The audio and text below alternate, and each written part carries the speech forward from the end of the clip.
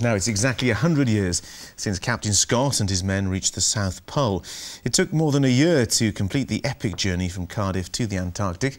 But despite their efforts, they were beaten by a Norwegian team who'd conquered the frozen wastes 5 weeks earlier. Well, in a moment, we'll be speaking to Captain Scott's great-grandson, who's in Antarctica. But first, Hannah Thomas has been looking at the adventurers' Welsh roots. They were conditions they thought man had never endured before. A desperate fight to stay alive in a bid to become the first explorers, led by Captain Scott, to reach the South Pole. And 100 years ago today, that team, which included Edgar Evans from Swansea, arrived there. They were 34 days late. This is the hut which Captain Scott and his men had used as their base camp. Now a team from Wales are helping with its restoration. It is one of Scott's success stories, really, because obviously prefabricated, but they managed to erect it in those awful Antarctic conditions in, I think it was 9 days, or maybe a few days less, which was, considering the size of it and the relative complexity, it's a big success story. And of course, it was important for them because they spent the Antarctic winter, that's our summer, of 1911 there. Another success story was born here at the Royal Hotel in Cardiff. It was where Captain Scott and his men ate their last meal before they began their journey south. Back in the 1980s, one of my predecessors at the hotel found a menu dating back to Captain Scott's dinner. So we renamed the room the Captain Scott room, and that holds to this day. We don't have no intention of changing it because we like that. We enjoy that link, of course. We're very proud of our connection and our history towards it. Now this statue in Cardiff Bay marks the spot where Captain Scott and his men set sail more than a century ago. And it does in fact look south as a poignant reminder of that fateful expedition. Captain Scott and his 4 comrades perished on the way home. But historians say their memories should never fade. Hannah Thomas, Wales Tonight. Well, we can now speak to Captain Scott's grandson, Falcon Scott, who is in Antarctica.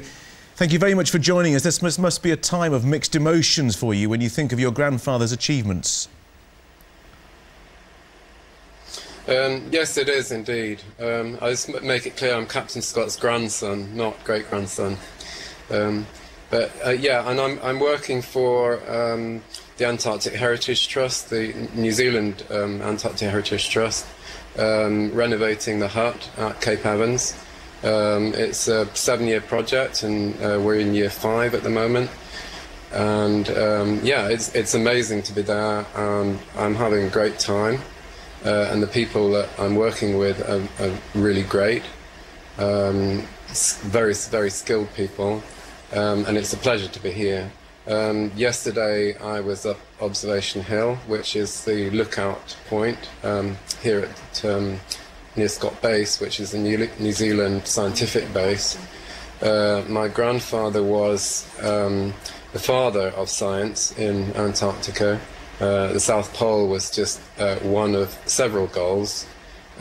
Huge team of scientists went down on the Terra Nova, set up at Cape Evans.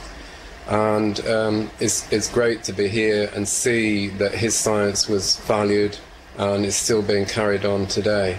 And last night we had a celebration, it's Pole Day, and it's just great to be here. Well, it's a fantastic story. What do you think has been the legacy, briefly? Well, the main legacy is the science that he did. Also the fact that he did get to the South Pole, because he had a lot of bad luck getting back from the South Pole. Several things went wrong, including extremely bad weather, exceptionally bad weather, 40-year low temperatures. But yeah, the science is his biggest legacy, undoubtedly. Falcon Scott, thank you very much. That's still being carried on today. Falcon Scott, thank you very much indeed for talking to us. Amazing. Antarctica live.